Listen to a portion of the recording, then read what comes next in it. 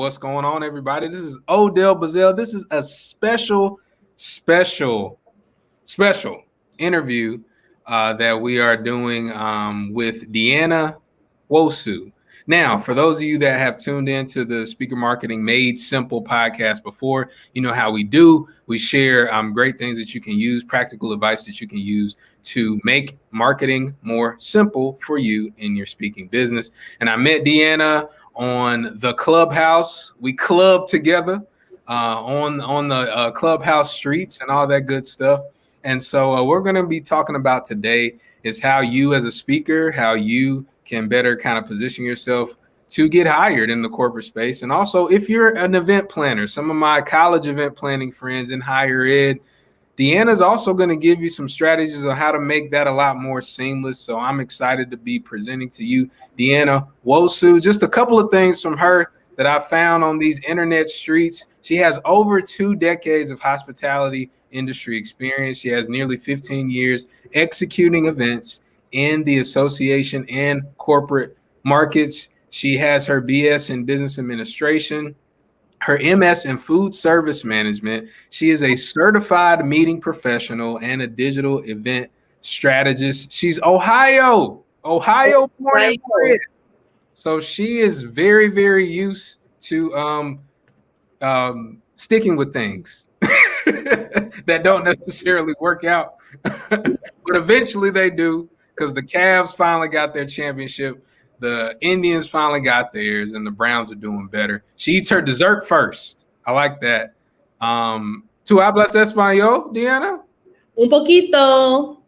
That's all I got too. So she's always planning the next getaway. I don't know where she is right now. So you might see some elephants. You might see some giraffe. I don't know where she is, but just excited. And she's also team dog, as I am. Team dog. So Deanna, how are you feeling? How are you doing today, my friend? Thanks for having me on, Odell. I am so excited to be here. I'm currently in Mexico. That's where I am in these streets. Until tomorrow, I'm doing a little kind of work retreat, which is the first time I've ever done it. And I highly recommend it, just to get away from the hustle and bustle of home, get away from your normal routine, and kind of focus on some projects and also relax at the same time. So yeah, I'm doing great. Love it. Well, I appreciate you again, taking some time out. So just want to jump into it. How did you get into event planning? I mean, I don't even know, like when you came into college, did you know that was a job? Was that something that you wanted to do? Talk to us about that. Definitely not. So I came into college as an undecided major. And considering I had some credits, I had a little bit of undergraduate credits when I was a freshman in college. I was kind of under the gun because there was only so many more general ed classes that I needed. So it's like, you need to find a major soon. And so getting involved in some of the student organizations on campus is where I kind of found my love for events. So originally I was in the gospel choir, and I served as their social and fundraising chairperson. So did some events related to that, to raising funds for the organization. I'm a proud member of Zeta Phi Beta Sorority Incorporated. And so with the sorority, I was doing events. So I was already kind of leaning towards a business degree, which is what I ended up. I officially declared my major, I believe, my sophomore year, and went the business route. But my school had a specialization also in hospitality management. So around the time that I was thinking I wanted to do things with events was also when I needed to declare my specialization. So I decided to go kind of that hospitality route. And then I would say, as I was nearing graduation, I was dipping my toe into the job market, and it was hard to get a job. I don't know if it's because that's just the way things were in 2006, or, I was a 22-year-old naive about what the job market looks like when you're looking for a career position. So that's why I decided to go to grad school, because I was scared of the job market. That's literally the reason I went. It was a great opportunity because while I was in grad school, I actually worked at a hotel. So I kind of got reaffirmation that events were where I wanted to be. And I was in a really good hospitality program. Michigan State University has one of the oldest hospitality programs in the United States. And so by the time I was leaving graduate school, that's when I got my first kind of job outside of college as a meeting coordinator for an association. So it was kind of organic how it happened, but definitely was the best decision for me. That's crazy. You talked about getting out of school 2006. I graduated 2007 from undergrad. And yeah, you're like, oh, the job market is like this? Right.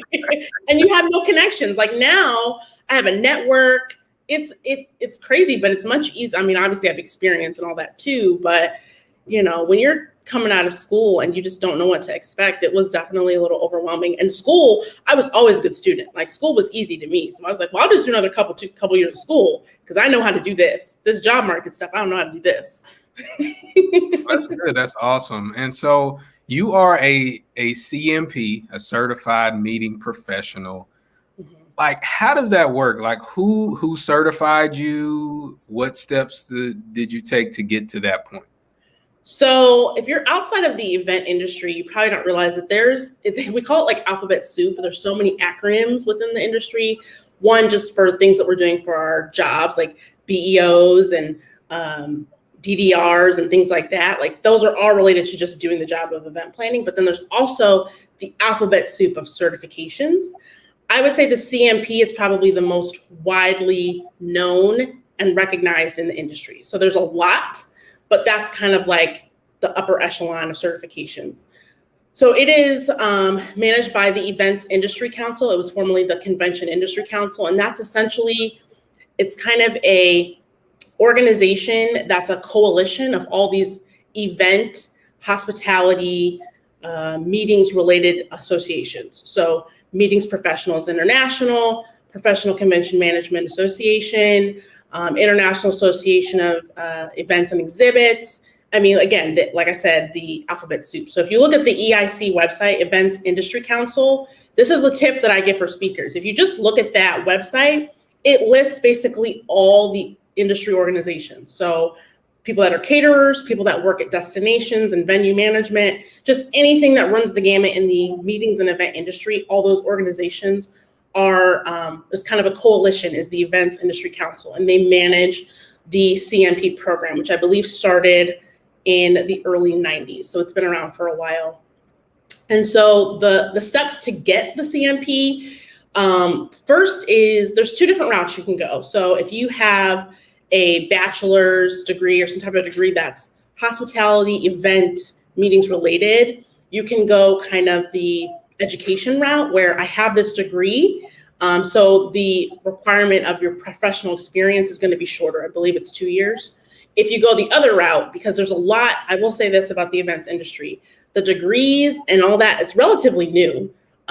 Even since, we've come out of college, there's been so many event planning related degrees that have come on the market that just really didn't even exist 15, 20 years ago. So most people that worked in events in the 80s, 90s, and early 2000s they may have had a degree, but they had no educational background in events. So the original requirement was 5 years of experience and 30 hours of continuing education credits, whether those are webinars, you're attending events, that type of thing. So that's just to apply. So once you apply and they say, yes, you've met all the eligibility requirements, then there's an exam that you have to take. And so the exam, I believe, was 150 questions. And I think it's a 70% you need to pass. So I had to go back to school, if you will. So I got my CMP in 2017 and on the first try. So I was really proud of that. So that's kind of a short and long of the process and the program. Got it. So with that, is it something like you have to maintain, or is it like a distinction? Like once you get it, you got it? So it is a renewable certification. So every 5 years I have to renew it. And so I believe I need 30 CE credits every time I go to renew. So you just pay a renewal fee and you submit all your documentation that you've still been getting education in the industry, and then you can keep it. Kind of similar to basically any other certification, like a CPA or something of that nature. Got it. Okay, that's pretty cool. And it's something for those of you that are speakers that are listening. I always say, like, we're more so in the event planning industry than we are in the speaking industry, because if an event planner or a client needs a speaker, it's because there's an event going on. Like, more than likely, unless, you get to the bigger names and bigger, famous people, that they center events around a person. It's usually around a lot of different things. So I love that. The CMP. Wow. That's pretty cool. So I have a thing, Deanna, like I don't name drop, because grandmama taught me if you don't have anything good to say, don't say anything. So I don't name drop if it's bad. I don't. Right. But if it's good, I'm a name drop. So I got to ask you, you've been in the business for a lot. Who have you worked with? Like, what client, what you have, like, you're liberally allowed to say whomever or what company you work with.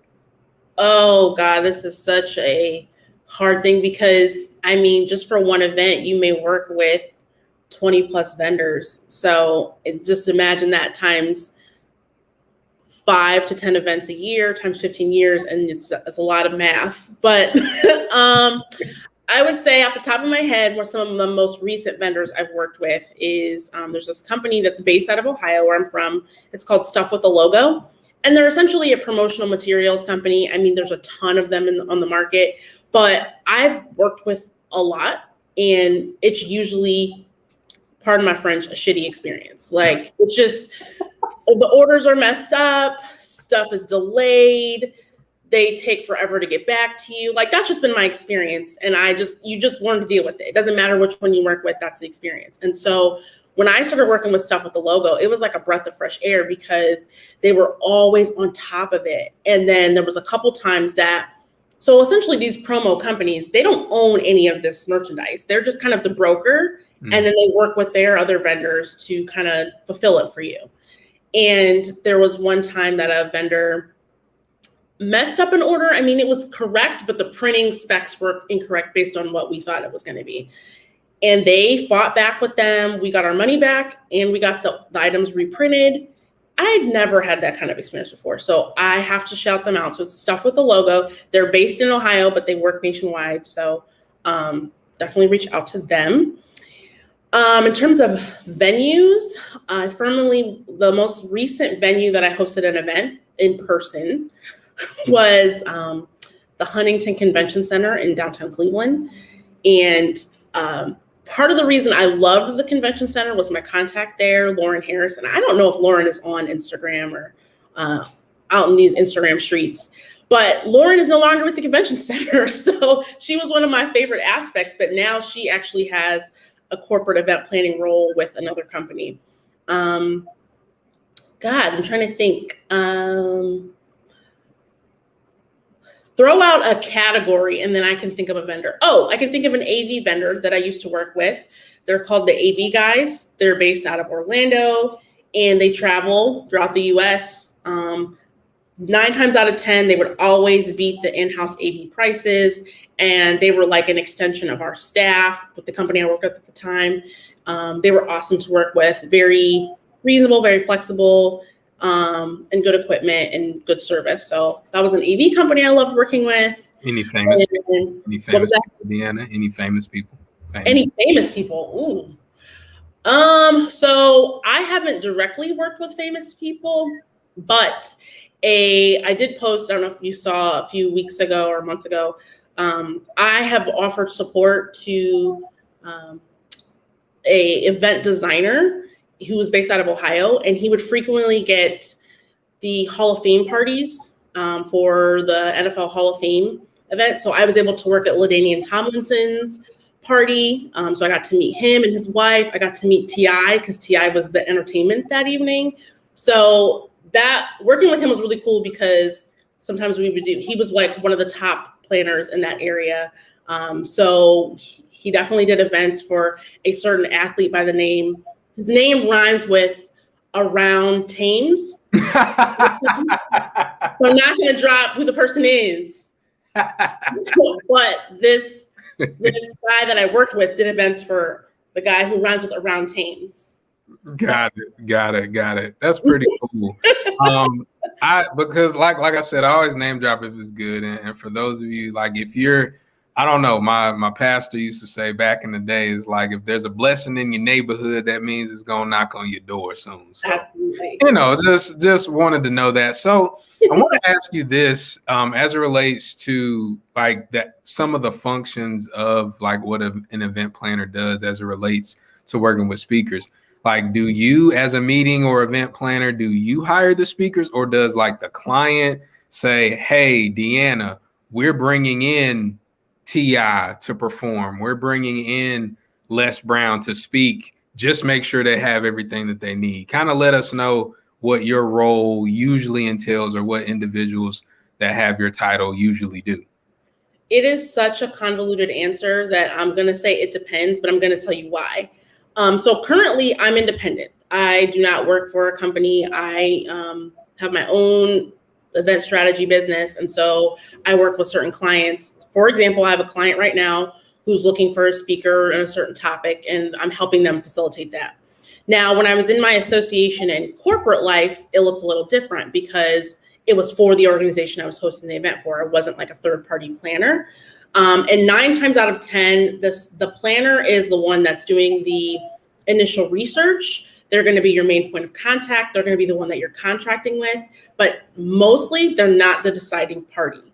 What we are is we're kind of we're your first contact, right? We are feeling, are you going to work for my group? Are you a good fit? And then we are, we're the filter before it gets to the decision makers. So we're kind of like that first step of, yeah, I think this may work, or no, this person won't work, or that doesn't fit the budget, or whatever the reason may be for disqualifying someone. But 9 times out of 10, you're looking to look at, if it's in a corporate, you're looking at the executive, so like the president or like the chief of marketing. It's going to be people that are, in those executive roles that are actually the deciding factors.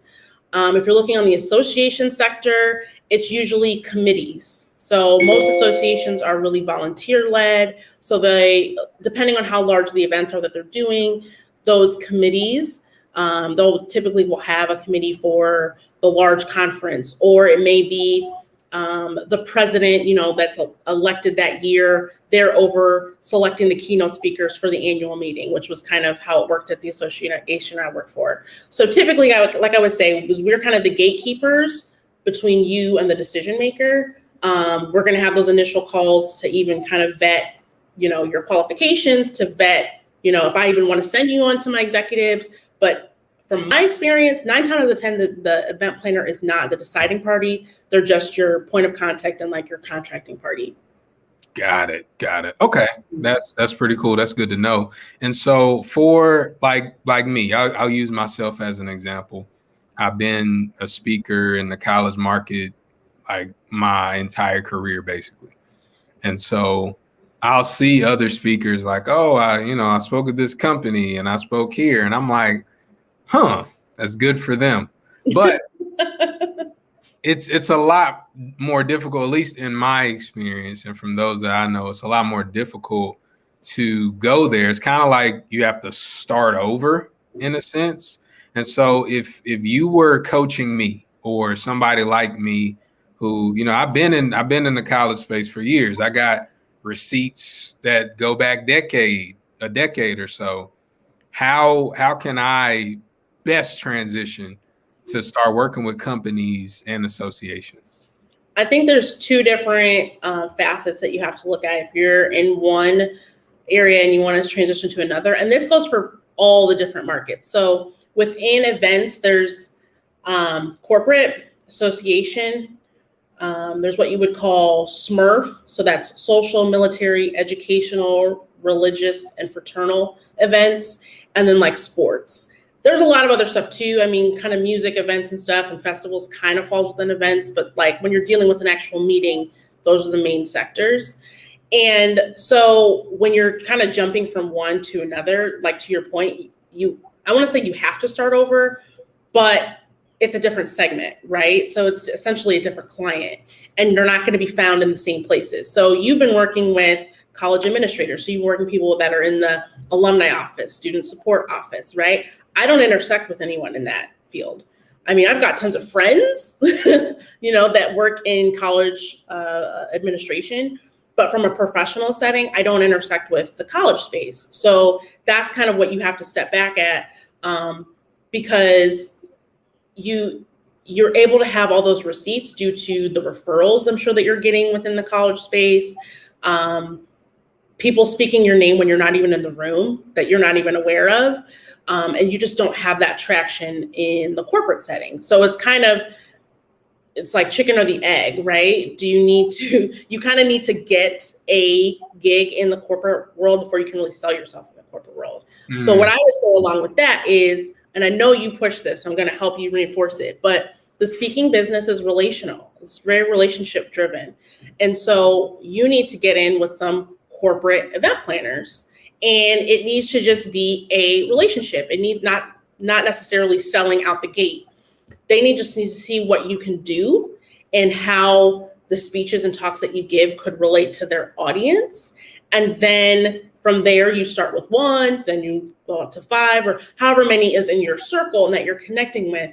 And then you kind of use the same steps that you're using in the educational space, but it's a different client. And then I would say my last thing, I said 2 things, but now I'm giving you 3. But my last thing is reframing those talks that you're giving to those kids from a corporate stance. So if I'm a corporate speaker and I come to your website and all I see is college students, automatically I'm like, well, he's never talked to anyone in my demographic, or his talks are just really focused on this niche. He doesn't have anything for my group. So you may even want to have your website that way, where it's kind of like corporate enter here, student enter here, things of that nature. Kind of let those planners kind of self-select themselves to see the information that pertains to their group. So a long-winded way of saying, start over.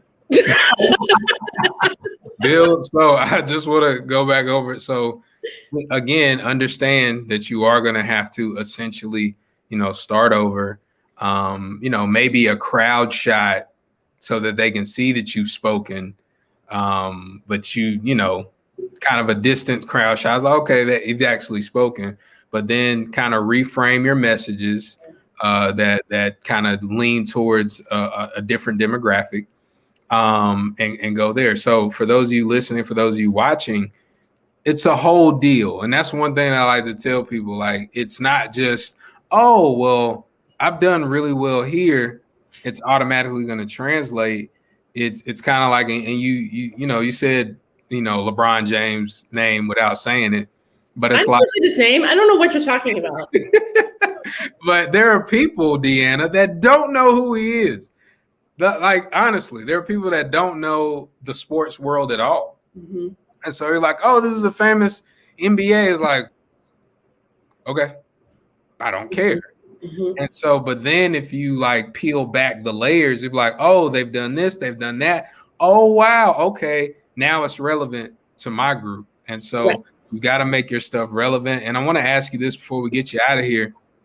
College event planners, a lot of the individuals that I've worked with over the years, they have different roles, right? Like, they're supposed to be a supportive role to the students. They're supposed to help, design curriculum. They're supposed to help run the office, and they're supposed to plan events. And so for those individuals that, like, it's not their whole job, Deanna. It's not. Like, their whole job isn't to event plan, but yet their supervisor, their boss expects them to do it.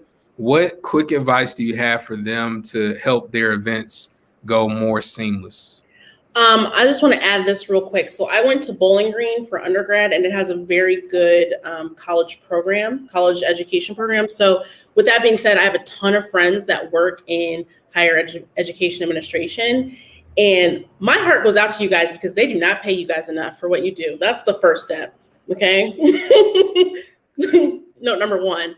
Secondly, you really got to get out of your environment, and you need to network with event planners in other sectors.